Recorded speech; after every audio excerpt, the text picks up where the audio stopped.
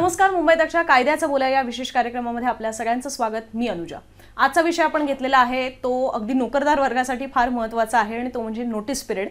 ज्यांना ही टर्म माहिती नाही त्यांच्यासाठी की मोठमोठ्या कंपनीजमध्ये ज्या वेळेला तुम्ही राजीनामा देता त्याच्यानंतर तुम्हाला एक विशिष्ट कालावधी असतो की त्या कालावधीमध्ये सुद्धा तुम्हाला तिकडे काम हे करावं लागतं आणि तो कालावधी संपल्यानंतरच तुम्हाला त्या कंपनीमध्ये काम केल्याचं एक एक्सपिरियन्स लेटर मिळतं किंवा रिलीव्हिंग लेटर मिळतं आणि त्याच्यानंतर तुम्ही दुसऱ्या ऑफिसमध्ये जाऊ शकता की जिकडे सुद्धा ह्या गोष्टी मागितल्या जातात। एक त्याचा दाखला किंवा पुरावा असतो तो की तुम्ही खरोखर एवढ्या वर्षांचं काम तिकडे त्या कंपनीमध्ये केलेलं आहे किंवा खरोखर तुम्ही त्या कंपनीमध्ये काम केलेलं आहे याचा। पण आजकाल अशाही चर्चा आहेत आणि अगदी आपण म्हणू शकतो जेनझी कम्युनिटी म्हणजे जी जनरेशन आहे त्यांच्यामध्ये असेल सोशल मीडियावर याची बऱ्याचदा चर्चा असते की नोटीस पिरियड बद्दल ते फार बोलत असतात। तर मला असं वाटतं की त्याची कायद्याची बाजू जी आहे ती तुमच्या समोर ठेवणं फार गरजेचं आहे की हा नोटीस पिरियड सर्व करणं म्हणजे तो त्या वेळेला काम करणं हे खरोखर बंधनकारक असतं कारण त्याबद्दलचे नेमके नियम किंवा कायदे काय आहेत या सगळ्याबद्दल चर्चा करण्यासाठी आपल्यासोबत पुन्हा एकदा आहेत ॲडव्होकेट अनिकेत निकम सर। नमस्कार। आणि मूळ प्रश्न तोच की खरोखर बंधनकारक आहे का, म्हणजे मी नोटीस पिरियड सर्व केलाच पाहिजे का? बघा, मी जर म्हटलो की बंधनकारक नाही तर याचा पडसाद वेगळे उमटू शकतात।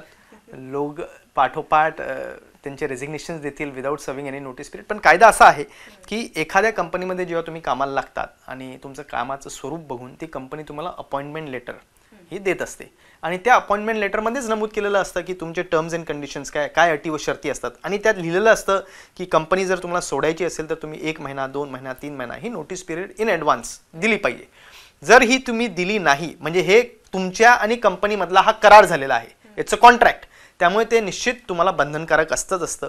परंतु कुठल्या तरी कारणास्तव तुम्ही ती नोटीस पिरियड न देता राजीनामा दिला तर काय होऊ शकतं, ती कंपनी तुमच्या विरुद्ध दावा दाखल करू शकते नुकसान भरपाईचा की नोटीस पिरियड न देता तुम्ही राजीनामा दिलेला आहे आणि त्यामुळे आमचं अमुक नुकसान झालेलं आहे आणि अशा स्वरूपाची मुभा त्या कंपनीकडे असते।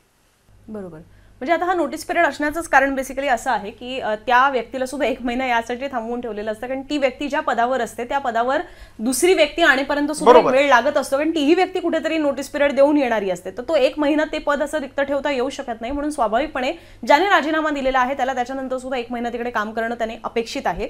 पण आता या नोटीस पिरियडमध्ये सुद्धा बऱ्याचदा अनेकांच्या अशा तक्रारी असतात की अडवणुका केल्या जातात, म्हणजे सुट्ट्या न देणं किंवा काय काय ठिकाणी पगार सुद्धा कमी केले जातात वगैरे वगैरे। तर हे सगळं त्याच्यामध्ये मोडतं का?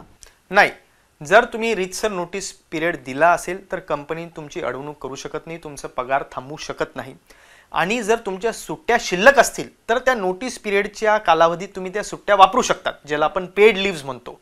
ते सुट्ट्या आपल्याला वापरता येतात त्या नोटीस पिरियडच्या कालावधीमध्ये।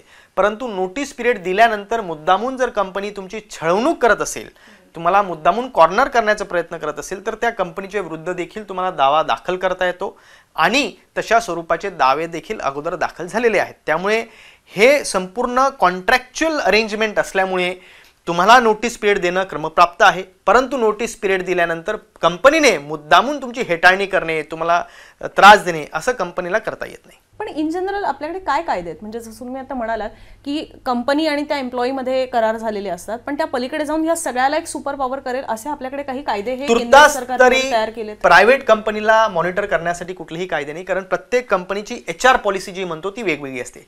काही कंपनी म्हणतात 3 महिन्याचं नोटीस पिरियड, काही म्हणतात 1, काही म्हणतात 2, काही कंपनी अशाही अटी घालतात की तुम्ही आमची नोकरी सोडल्यानंतर आमच्या प्रतिस्पर्धींकडे तुम्ही नोकरी करणार नाही।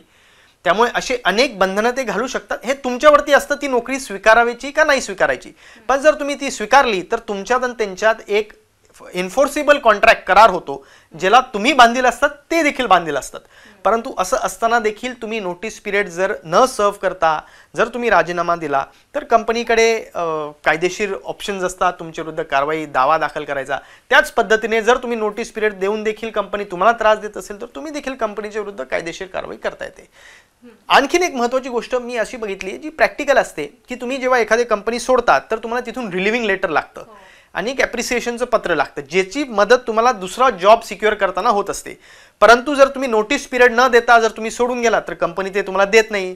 मग काय असतं, या कंपनीचंही कार्टेल असतं, टोळी असते। मग ते एकमेकांना सांगतात बाबा हा आमच्या कार्यालयातनं गेलेला आहे, त्यांनी नोटीस पिरियड दिलं नाही। नवीन कंपनी तुम्हाला स्वीकारताना विचार करते अरे हा या व्यक्तीने तिथे नोटीस पिरियड न देता सोडलेली आहे, आपल्याकडेही तर असं करू शकतात। त्यामुळे एक इन्फॉर्मेशन शेअर केली जाते की हा व्यक्ती नोटीस पिरियड न देता असं करत आहे.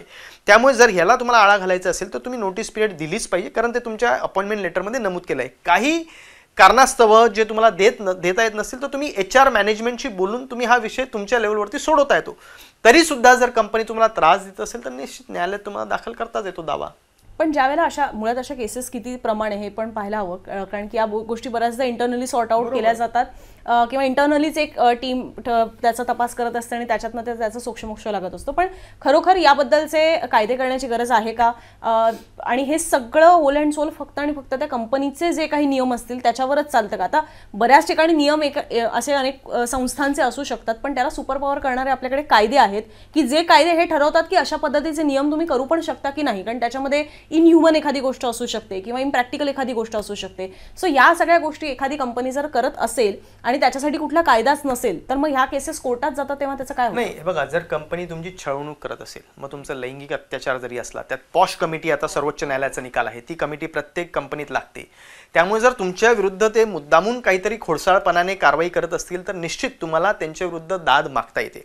परंतु एक लक्षात घेतलं पाहिजे, या मोठमोठ्या कंपनीच्या विरुद्ध नोकरदार व्यक्ती काय जाणार आहे, तो किती पैसा खर्च करणार आहे.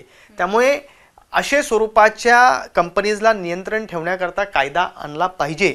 परंतु आपला देश हा एक डेमोक्रॅटिक सेटअप असल्यामुळे अशा स्वरूपाचा कायदा जर आणला तर तो देखील न्यायालयात चॅलेंज होईल, कारण ते म्हणतील आम्ही एक स्वायत्त, प्रत्येक कंपनी ही इंडिपेंडेंट एंटिटी आहे, आमचे अधिकार आहेत, आम्हाला किती पगार द्यायचा, किती कोणाला नोकरीत किती लोकांना ठेवायचं. जर कारण असा कायदा आणला तर मग कदाचित असंही म्हणता येईल की तुम्हाला लोकांना नोकरीमधनं करता येणार नाही. आपण अनेक वेळा बघतो, आता अनेक कंपनीज 100-200 लोक अचानकपणे काढून टाकतात, ले ऑफ्स जे चालतात. त्यामुळे या सगळ्यांवरती बंधनकारक कायदा जरी आणला तरी तो कायदा कितपत टिकेल हा देखील एक प्रश्न आहे. पण मग हे ले ऑफ्स असतील किंवा खूप हेक्टिक वर्किंग आवर्स असतील, आता बघायला गेलं तर लेबर लॉज आपल्याकडे आहेत, पण तरी सुद्धा त्या मजुरांना बऱ्याचदा आपण पाहतो की त्यांची मिळकत जी असते ती प्रत्येकाची वेगवेगळी असते, त्याच्यामध्ये सुद्धा कशी काही सुसूत्रता नाही आहे. त्याच्यामध्ये त्यांचे वर्किंग आवर्स कधी कधी 12-12, 14-14, 15-15 तासांचे असतात. त्यांच्या राहण्याच्या खाण्यापिण्याच्या सोयी सुविधा नीट धड केलेल्या नसतात.